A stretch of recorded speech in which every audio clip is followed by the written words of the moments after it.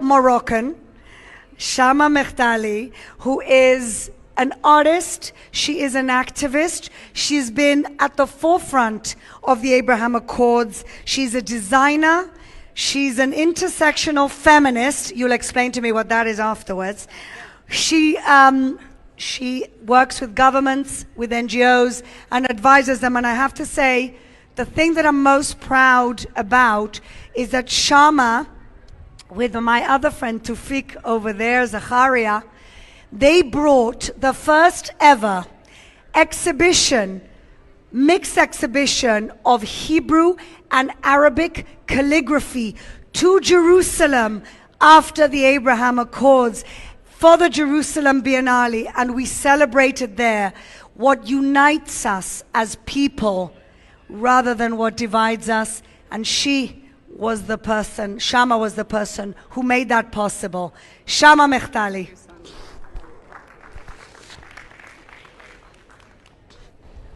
Thank you so much. So, my name is Shama, and I would like to start by asking you all a question, and you can raise your hand if you want to. Do any of you feel some type of belonging to more than one country, one religion, one ethnicity, or one community? Do any of you speak more than one language?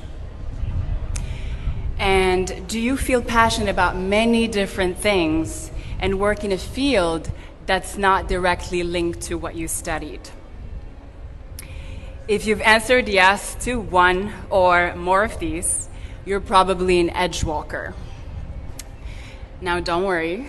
I had no idea what this term meant up until very recently, when on Christmas week, I had my first call with a person who quickly became a friend because we are women, and is becoming a mentor as of late, named Thomas. He asked me to share a little bit about what I do.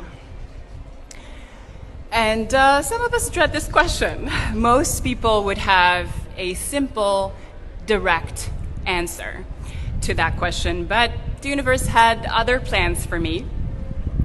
So I spent about 25 minutes on the phone with this man, explaining that I do a lot of different things, as you heard from my friend Fleur, that all feed into one mission, essentially, which is to bring pluralism back to the Middle East and North Africa and build sustainable bridges between Muslims and Jews.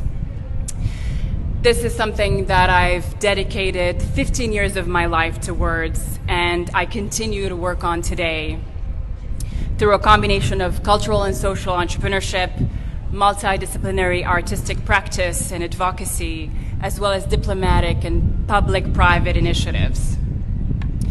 And so here I am telling my very Swiss friend, Thomas, about the complexity of my work and mission and gearing up for total confusion and misunderstanding on his end when he waits for me to catch my breath and says, "That's fantastic. You are what my friend Judy calls an edgewalker." He explains that edgewalkers are people who walk between worlds and so have the ability to build bridges between them while carrying space for so much nuance and complexity. They look to the future and are focused on what's possible with optimism and a sense of spiritual magic, but are rooted in the realities of the problems they're trying to solve. This was like a hallelujah, Baruch Hashem, Alhamdulillah moment. It was 100% accurate and did not happen by accident. See, I grew up in Casablanca, Morocco, until I was 17 years old, in a nominally Muslim household that practiced Islam differently than what was shown in the media, and story for another time, we can definitely talk about those nuances, with a mother who's light-skinned, with soft, long hair, who was born in 1960 in the north of the country in Tangier in a traditional family with a legacy last name, conservative values, and deep belonging and anchoring in Islam and Arabness. My father, on the other hand, totally different side, who's darker skinned with kinky hair, was born in 1948, out of all years, in a Muslim Jewish neighborhood in Casablanca, to an indigenous Amazigh Jewish father from the south of the country, and was breastfed by a neighboring Jewish mother named Freha. He was deeply shaped by his own lived experience of this Muslim-Jewish syncretism, Muslims and Jews living together in the same misery a lot of the times under French colonialism, sharing the same schina over the weekends, and sharing mufletas over Mimuna holidays. And he spoke more French than Arabic and absolutely consumed French literature and music. So for us four kids growing up in this environment where both Eastern and Western values would collide every single day, it meant that we had no idea where to belong. So when Thomas gave me a new label, and as you've heard from my dear friend Fleur, I love labels like intersectional feminist. When he gave me this new label, Edgewalker, I thought, well, here is something empowering that I can get behind. When I got to middle school and encountered existentialism for the first time and started asking myself some light questions like, what am I supposed to do on this earth? I became a late night researcher and a midnight snacker, but we won't get into that, and became consumed with understanding the external dynamics that shaped our home, the social, economic, and political dynamics that shaped our history and made our home so multicultural and so crazy and what seemed to me to be very unique. I also went to a Moroccan public high school, and when I tried to share my research findings on Morocco's deeply Jewish history and past, I was met with a lot of resistance. So I took the same findings of my research to the canvas and started painting and representing North African pluralism, Jewish history, and Jewish intersectionality within the Muslim world in both its Mizrahi and Sephardic dimensions. I was the first to do this in Morocco and the first to advocate for the inclusion of Moroccan and specifically indigenous Amazigh Jewish history in our national textbooks. I was the first Moroccan national, let alone from a public high school, to get into Brandeis University with a full scholarship for undergrad, where I spent a few years as a diversity hire, countering Ashkenormativity on campus through lectures and exhibitions. And for our friend Zippy, they also had ads about fertility and donating eggs at Brandeis, so definitely an Ivy for Jewish students. I was also the first to be censored by the Islamist government in Morocco in 2015 for the Jewishness in my art. My work, Moroccan Flag Revisited, was confiscated by the Ministry of Interior on the day of the opening of my solo exhibition in Casablanca. And I was told that if I put something similar back on the wall, I would face prison and a hefty fine. The same work of art today, in the context of the Abraham Accords, is being embraced and celebrated by the larger population of Moroccans, whether in Morocco or Israel.